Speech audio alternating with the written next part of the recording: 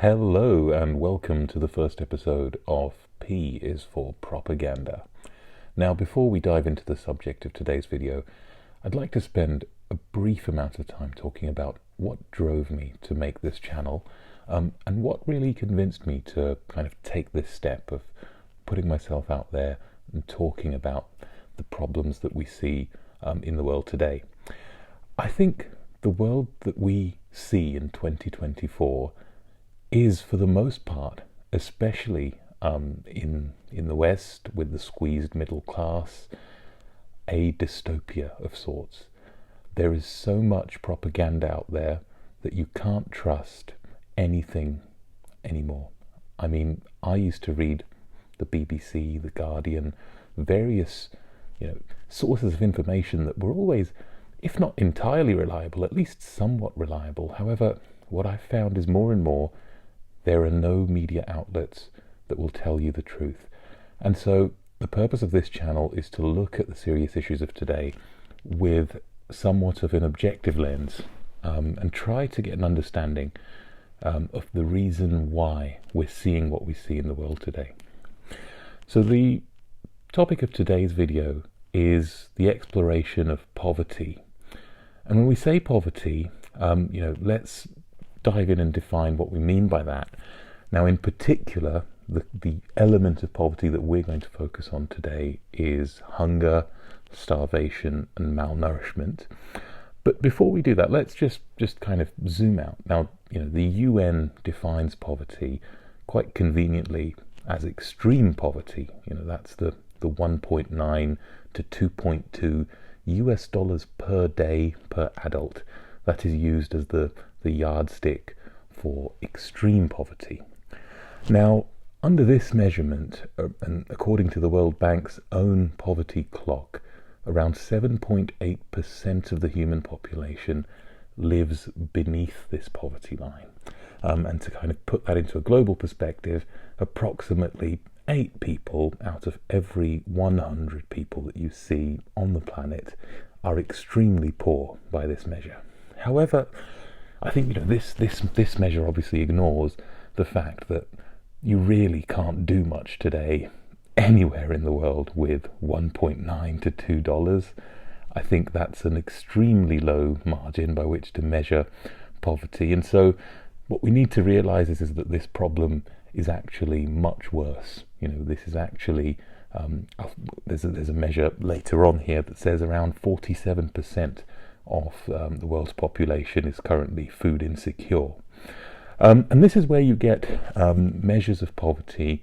In 1967, Victor Fuchs, an American economist, said that we define as poor any family whose income is less than 1/2 of the median family income in the country. And so what he's getting at there is a measure of relative poverty. So the level of wealth or income that a family has in comparison to the average or median family in that country. In 1979, British sociologist Peter Townsend defined poverty as individuals can be said to be in poverty when they lack the resources to obtain the types of diet, participate in the types of activities, and have the living conditions and amenities which are customary, or at least widely encouraged or approved in their societies. And so there's definitely an element of this when we look at poverty on the global scale. I mean, what is poverty to a Nigerian will be very different to the American or British definition of poverty. And so there's always a relative aspect to this. But I think, all human beings need a certain element of nourishment to grow into healthy adults, to live a healthy life. And so food inequality is something that we can almost look at in a universal sense. Now, I'd like to spend just a brief amount of time talking about the poverty cycle and how food insecurity, along with the kind of poverty that brings that out, is something that almost perpetuates between different generations. And so if you have one poor family, the likelihood is that their children and their children's children will remain poor. Now, in less developed parts of the world, what you commonly see is families with a large amount of children. This is despite the fact that that there's scarcity, that there's poverty. You see families with a large amount of children, and the reason for that is because as a parent, each child, and the intention for those children is for them to go into child labour or to go into employment as soon as possible. Each child actually represents an annuity or a certain amount of money that they can skim into every month, and of course they need to do this in order to survive, and they also see it as a great retirement policy. So when those children grow up and become adults, they will earn even more than a child labourer does, and so they'll be able to kind of live off the pooled money of their children, and so they see that as a type of wealth. But you can see here that then those children almost perpetuate that almost by force, because they are in low income jobs, they are unskilled, and so that cycle continues on and on. Now, going back to the measure that we spoke about on extreme poverty, in the United States in 2020, another measure said that $12,750 per year is what they define as poverty in the US. Now, that to me also actually sounds quite funny, considering the cost of college tuition in the United States, considering the cost of basic amenities. I think that 12,750 is still quite an insignificant amount of money in that country. Now, households in the UK are considered to be below the poverty line by the government. Their household income is below 60% of the median household income. So again, it's going back to that relative measure. And so I've done a few calculations around that. So what we're basically saying is that household incomes below 21,000 GBP disposable, so after costs, would be considered to be below the poverty line by the UK government. Now, at the same time as all of this, as all of this poverty, 620 to 800 million people worldwide in food insecurity, unable to feed themselves and their families. You also have around 1% of the planet, so 1% of the wealthiest people, who own around 43% of global financial assets. They emit as much carbon dioxide as 2/3 of the planet's poorest.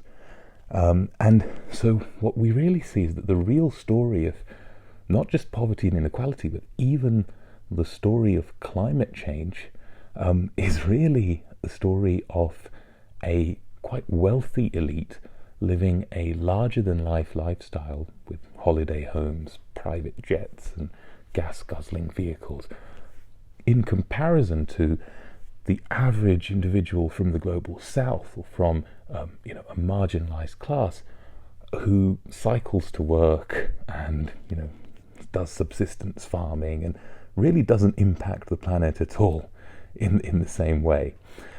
So I think there's a whole other video that we could dedicate to climate change and who is responsible for that. But I just wanted to add that aspect to this discussion.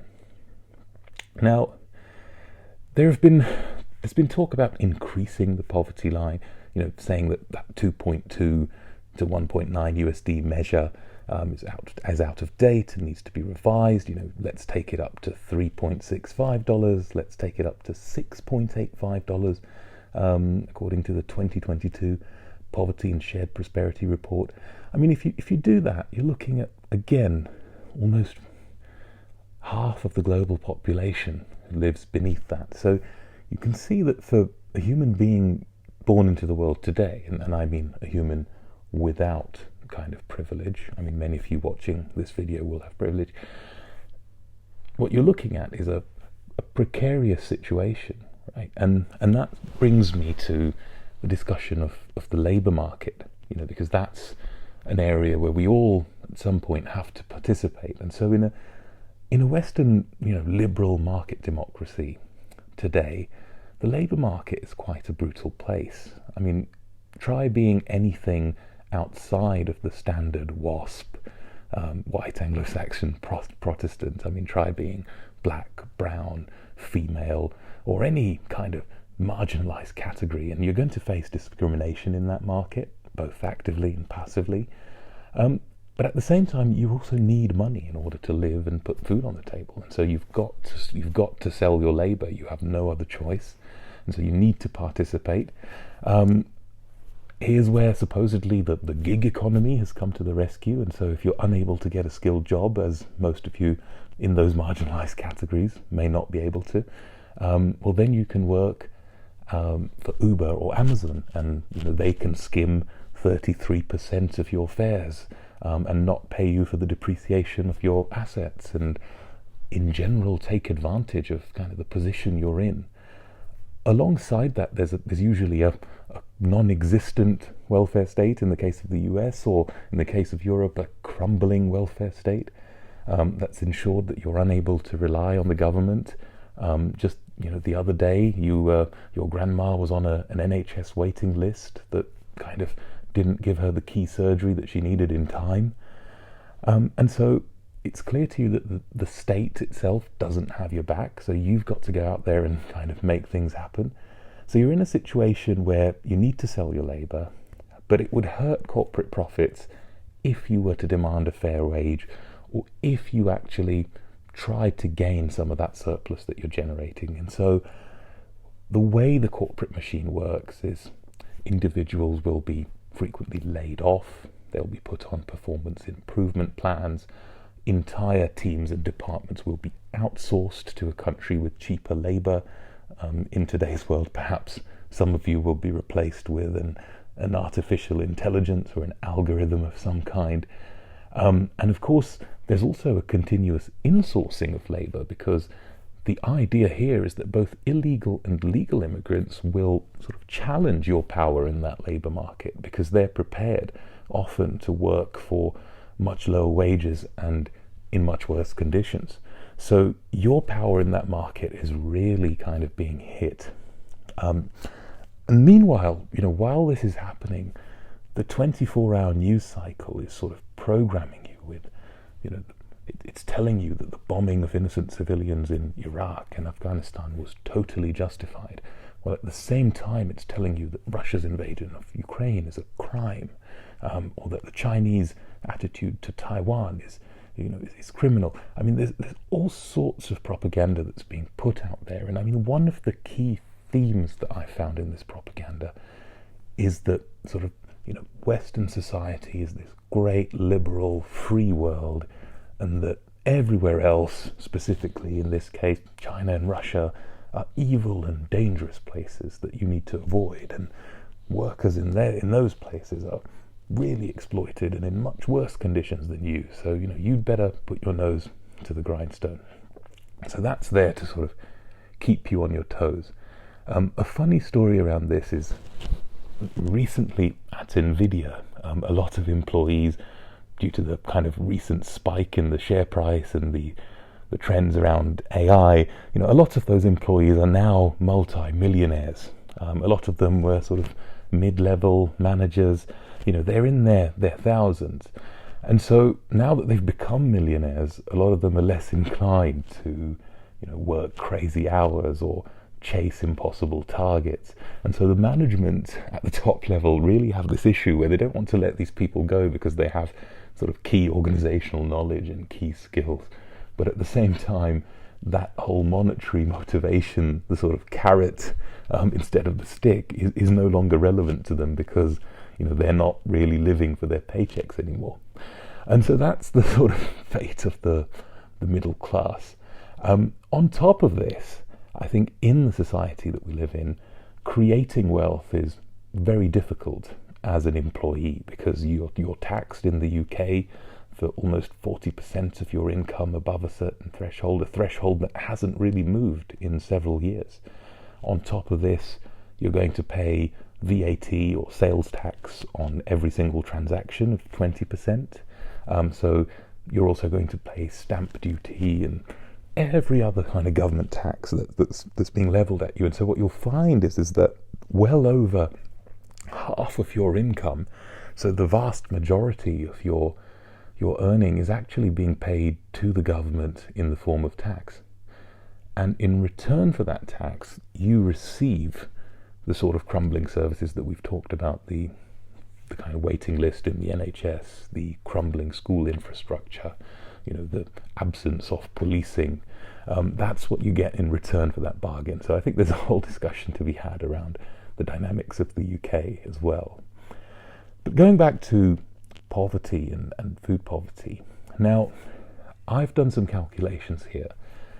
If it takes, and this is according to another US estimate, it takes in the United States, it costs around $2,600 a year to feed a single person in pure raw material terms. And so if we apply that figure to the 7.8% of people in extreme poverty, and keeping in mind that this is a gross overestimate actually, because that's a US figure, I think worldwide you'd find that this is a lot lower. If you multiply that, so that kind of 624 million people below that extreme poverty line, you multiply that into 2,600, you get around $1.6 trillion. And so the GDP of the world overall today is just over 100 trillion US dollars. So you're looking at around 1.5% of the world's GDP in order to end hunger entirely, or sort of remove that concern from the human vocabulary.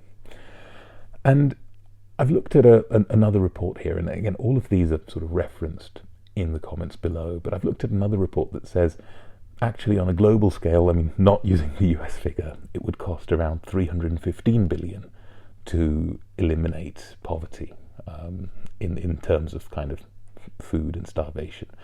Now, the US defense budget alone, so just the US spends 773 billion US dollars on defending the United States. Global defense spending is around $2.2 trillion. So what we're really saying here is that if the whole of humanity could shift its attention away from trying to threaten each other, kill each other, in general, kind of thump their chests like gorillas, and sort of engage in this global arms race, if that were to be reduced even by 10, 15, 20%, if we could reduce that 2.2 trillion figure, then we could end poverty. Similarly, if we look here at the luxury goods market, which has grown massively over the past few decades, you can see that overall luxury retail sales are around 1.5 trillion USD. And so what you're saying is, the rise of LVMH and all of these kind of brand name goods, again, just a small portion of that, if we were to divert that towards hunger and kind of poverty alleviation, we could again eliminate this problem entirely. And so the point of this video, I think, is just to put this moral perspective to you. Poor nutrition and hunger is responsible for the death of 3.1 million children a year, and nearly half of those are all deaths of children under the age of 5 because their bodies lack basic nutrients. They don't have any reserves to call upon. In the UK, supposedly a developed country, a recent publication in Parliament has shown that 15% of all children live in a food insecure household. That's a lot of children just in the United Kingdom, which again is one of the kind of OECD leading economies when it comes to standard of living. It's supposed, should this be the case is the question that I'm putting to you. And so, one of the movies that I watched when I was younger that really disturbed me was Iron Man, right? Because Tony Stark is this billionaire hero who's going to save the world and save us from terrorists and help the military and do all kinds of superhero things.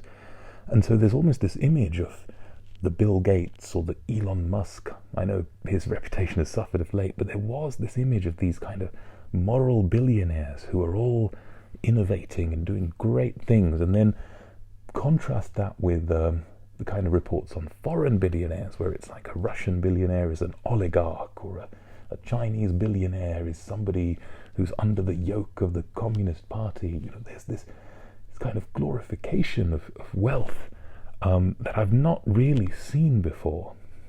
So I'm going to end this video by just raising the question again: is this the world that we want to hand down to our children?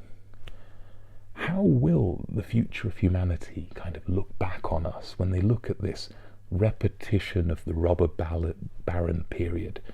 You know, how are we going to be judged? Thank you all for watching. This has been the first video in P for Propaganda. Please subscribe, share this video with your friends, your colleagues, and let me know your thoughts on some of the issues we've raised today. Looking forward to the next time.